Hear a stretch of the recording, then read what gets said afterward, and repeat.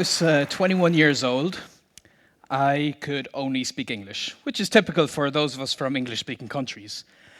And I had many reasons why this was going to be the case for me for the rest of my life. And I was very confident of this because I had no natural talent, I had a very bad memory, I couldn't travel to the country yet, I was too old, I felt too old, and I was sure that I was going to frustrate the native speakers and embarrass myself. And on top of this, in school, I did really poorly with languages.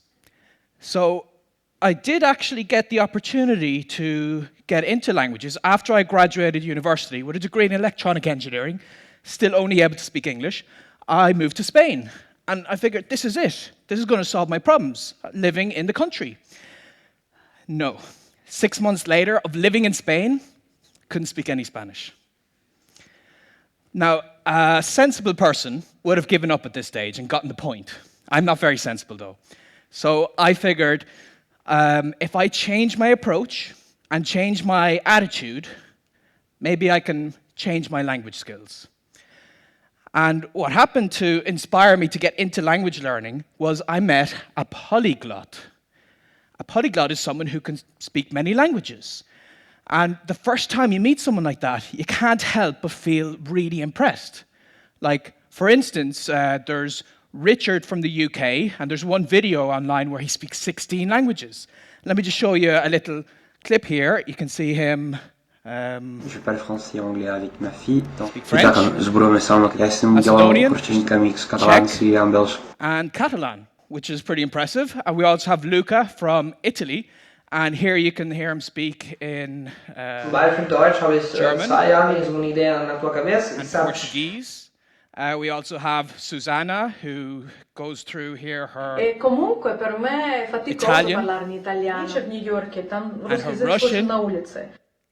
And a very impressive video I saw once, this 16-year-old from America called Tim goes through 20 languages in one video. And in this part here, you can see him go through Wolof,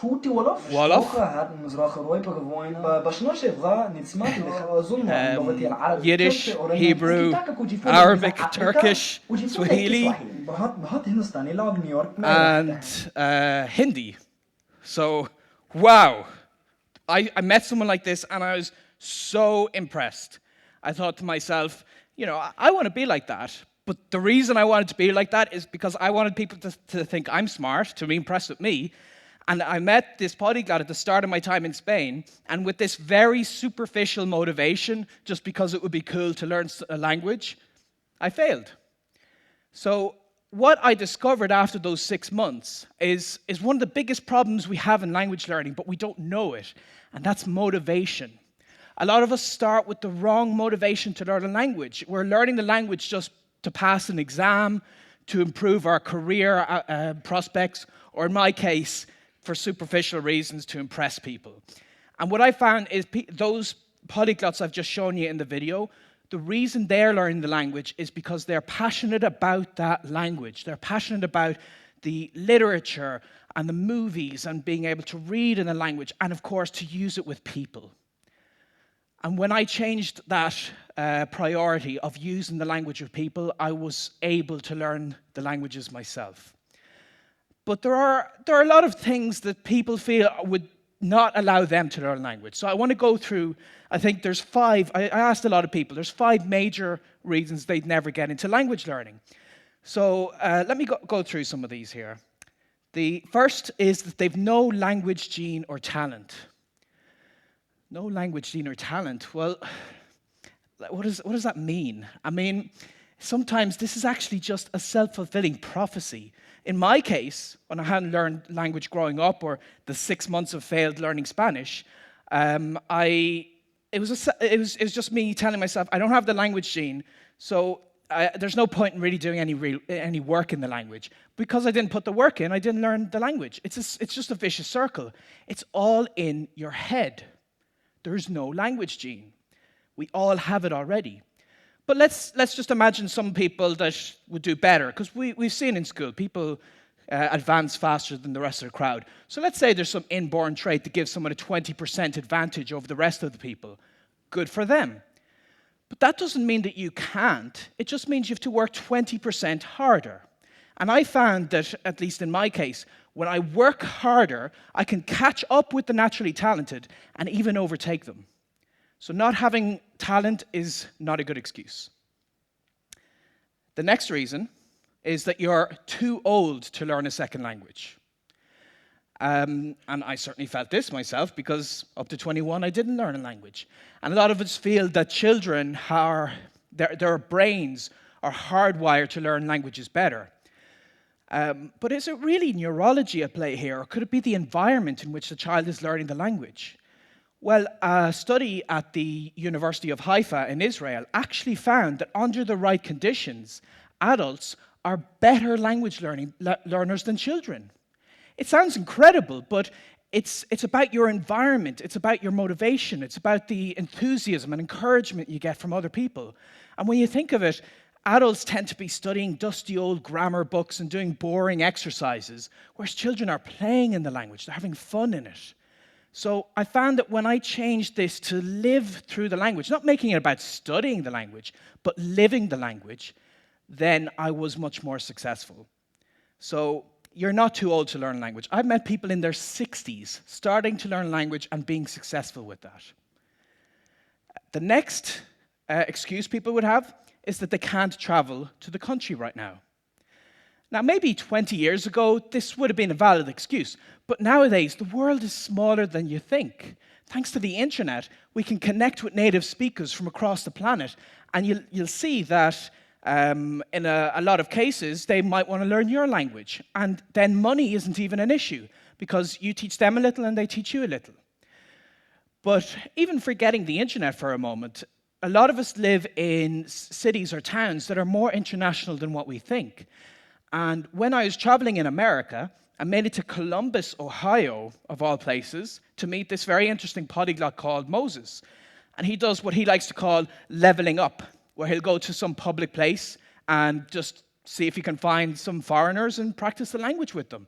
And I joined him when we went to a mall in Columbus, and the two of us managed to practice 12 languages. And just here in this clip, you can see he goes to his Cantonese and his Cambodian.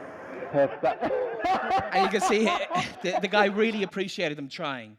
So you can learn a language anywhere. And I wanted to push this to the limit. My most recent project, I went to the middle of Brazil, of all places, to learn Egyptian Arabic.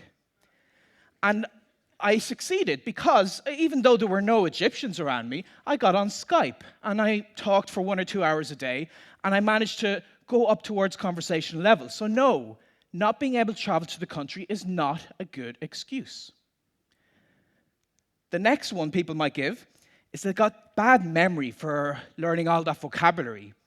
And this was certainly what I felt, because when I first tried to learn Spanish, I'd get a big list of words, I'd try to go through them, and I forget them very quickly.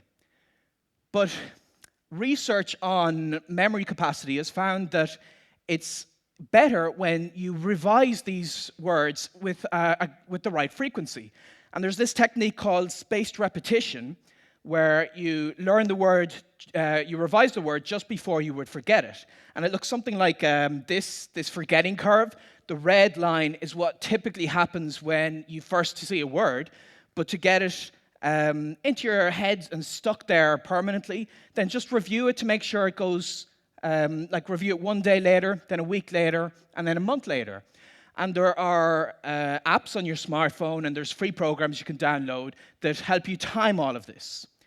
So that's great, but you can learn the words faster and better if you combine this with an image association technique. So for instance, let's say I wanted to learn that the Spanish word for to fit is caber. Well, what if I imagined then that it's barely possible to fit a bear in a cab? Caber is to fit. So you do this for a lot of words, and it actually gets very easy with time, and you can learn vocabulary instantly. So no, having a bad memory is not a good excuse. Next, and I think the most important one that people always say is that they're going to frustrate native speakers. And this is just so not true. I've been to many places, I've spoken to many people, and every time I attempt to use their language, they're overjoyed. They're so pleased that I'm even trying. And I just feel like, especially adults, when we learn a language, we're such perfectionists. We want everything to be just right. And perfectionism is a really bad thing in language learning, because a language is a means of communication. It's a way to get to know new people and new cultures. And when you embrace this, it's okay to make mistakes. And I actually have a goal to make at least 200 mistakes a day, because then I know I'm getting somewhere, I'm using the language. So embarrass yourself. Go out there, talk to people, it's okay. When do you think I was learning a language better? Here or here? So anyone can indeed learn a language when you use it with people, and it's okay to use it early. And this is so important that you don't have to wait until you speak the language perfectly and fluently and so on. You can get into it sooner than you'd expect. And it opens up so many doors to these other cultures. So for instance, after I'd learned that Arabic in Brazil, I made it to Egypt, and I made it all the way deep into the Sahara Desert. I sat down in the sand with an Egyptian, and I had some tea, and we had this nice little chat here. ميدان تحرير صغير مش كبيرة ميدان تحرير مش مصر ايوه مصر كبيرة. And there I'm just saying that Egypt is so much, it's so vast, it's so great, it's so much more than just Tahrir Square in Cairo. And now when I was speaking with him, I used the wrong word here and there, and I conjugated the wrong verb every now and again, but that's okay, because even with this conversational level, I had this fascinating conversation with him. And I've done this with other cultures and other languages. I even managed to learn a little American Sign Language. And here you can see, Juliana had asked me, why didn't I learn Irish Sign Language? And I said, because when I'm in Ireland, I like to improve my Irish or my Gaeilge, which I can then speak here. Maar dúirt me tá mé taiste le Gemlín anús. So that was me on Irish radio saying about my travels and whatever. And I learned Irish for 10 years in school, and I wasn't able to say the most basic phrases after that. But as an adult, I went back to Ireland, and I embraced using the language as a beginner. And that helped me to reach this stage. And it's okay to be a beginner, it's okay to be conversational.